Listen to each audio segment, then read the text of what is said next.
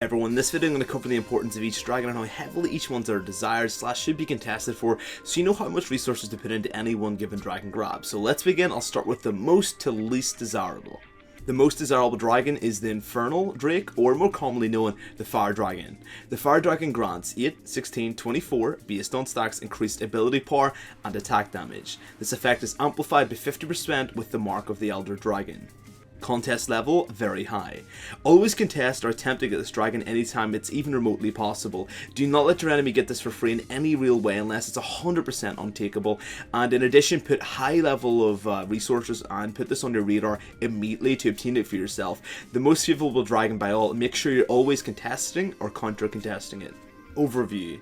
I'll immediately begin with the fact this buff early game is not really that noticeable. 8% additional AD on Lucian at level 4 isn't really that massive. The longer the game goes on, the better this dragon scales, as you'll increase the percentage amount on already increasing itemization damage. The damage this dragon can give you equates to a miniature death cap for mages or a big AD item for AD based champions mid to late game as it progresses. Additionally, this dragon makes item buys more effective with its core use. So when buying an Infinity Edge, for example, you gain 65 AD. With this dragon you get 8% increased AD on it, so technically you're buying 70 AD. The more items you get, the more effective this becomes as well, which means overall you can get like an extra 50-60 odd AD for free, even more in some scenarios, depends on your champion of course. This is the calculations for one dragon. If you added in 3, it would do a little bit more percentage, which means it's pretty crazy in terms of the additional stats you get for absolutely free. Lastly, the buff is also applicable in any scenario. You're ahead, now you snowball really hard. You're behind, now you get a fit back into the game. You're doing okay, now you've got a slight advantage to tilt it in your favour. Any champion in any lane can make use of this buff, and it works immediately in combat as well, so it's very easy to use this buff also. It's the most applicable out of all of them, so overall it is the most valuable buff by far and always contest it. The second most desirable dragon is the Mountain Dragon or Earth Dragon. The Earth Dragon grants 10, 20 and 30% based on stacks. Additional damage is true damage to epic monsters and turrets. The effect is amplified by 50% with the Mark of the Elder Dragon. Contest level, medium. This dragon should be contested and attempted to be taken at any convenient moment or even decent moment. So if both teams are clumping together and you're 50% sure to win the fight, it is actually worth a contest. Fight for this dragon, even if there's a few risks for it, you can always risk a little to get this for yourself as well. Overview. Now, I find this dragon to be massively underestimated. When winning this buff can arguably be more important than the Inferno Dragon. The ability to siege, split, force big objectives and monsters earlier than you ever would be able to is a massive point in League of Legends. And the higher elo you are, generally the more important this becomes. So as you get to Platinum, Diamond, this buff can become pretty disgusting when you're sieging because they perpetuate objectives quickly. Getting the next dragon when you've got this one as well makes it a bit easier. This dragon gives you a little bit more objective control. You get one mounted dragon, it means getting the next one is just more simple because you do more damage. Sneaking the Baron or sneaking the Rift Herald earlier than you ever would with even 2 to 3 people is actually possible with this buff, assuming you get enough of them. Even with one, it's kind of there, whereas normally it would be impossible. Sieging becomes a breeze and splitting becomes a nightmare for your enemy to deal with. If ahead and you're trying to force objectives, mainly turrets, this buff goes through turrets like butter, especially with something like a Tristana or anyone with any real good sieging techniques. This buff can perpetuate a game in terms of objectives better than any other buff in the game, and although it isn't applicable in hard combat, that's the reason why low levels really don't consider it that powerful. Not to be condescending, but it's true, because it doesn't give you an effective combat stat. I see the reason it's not directly helping you fight, but in taking objectives and snowballing a lead in objectives, which is actually more of what League of Legends is about, it makes this an extremely underrated and very, very powerful dragon, and do contest it even if there's a decent and a 50-50% chance you can get it. Third most desirable dragon is the Ocean Dragon or the Water Dragon. The Water Dragon grants, it restores 4, 8, 12% of missing health and missing mana every 8 seconds if not damaged by a champion or turret in the last 5 seconds. The effect is amplified by 50% with Mark of the Elder Dragon. Contest level, low, medium.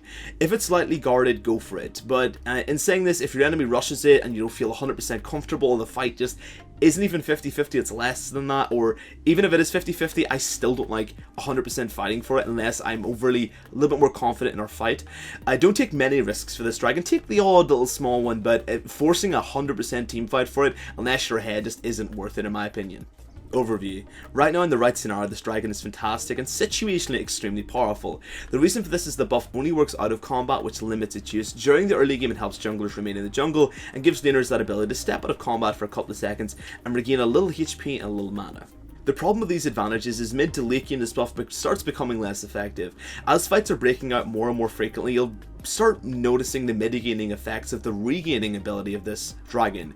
This buff is kind of meh. It's nice to have. It's good, you know. Oh, you get a bit of regain when you're running around. Fantastic, great. But it's nothing special. It's not worth losing a couple of deaths over. The only time this buff will be heavily prioritized and shining and the only time you should really heavily contest it is when you're versus a siege comp or a poke comp, or you are a siege and poke comp, as you will gain additional regain to keep the pressure on as those comps, or resist the pressure. With and versus these comps, this buff is absolutely imperative to stay into the game.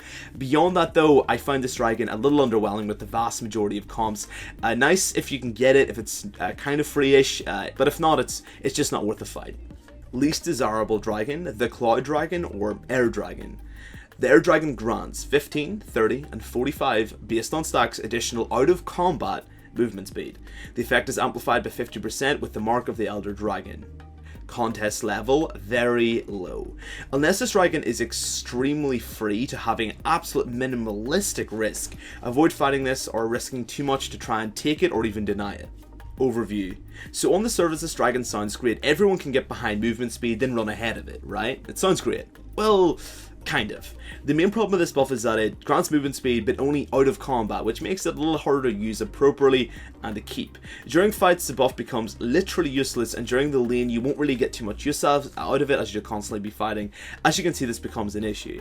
It's not entirely useless. Roaming becomes more effective, making picks becomes easier, getting to land and assisting junglers' movements, and even flanking in massive fights is great, but assuming you only got one dragon plus 15 movement speed isn't really going to make or break these things. It only kind of helps.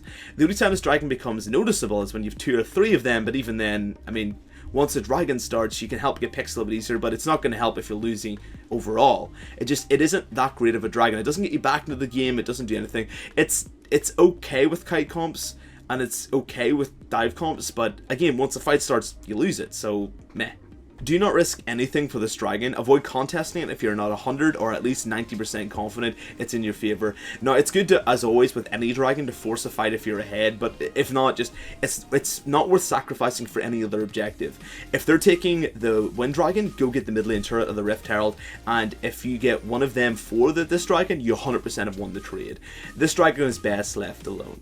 So that's it for the video. Here's the list again below in a diagram, and the number will associate to how prevalent the dragon should be. I hope it helps in making your objective decisions a little bit easier.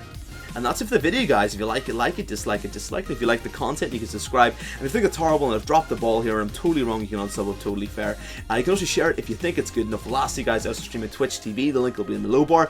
I stream 9 hours a day, 4 days a week, and I'll love to see you guys there. Beyond that, guys, have a great day. Best of luck on the Rift, and I'll see you guys next time.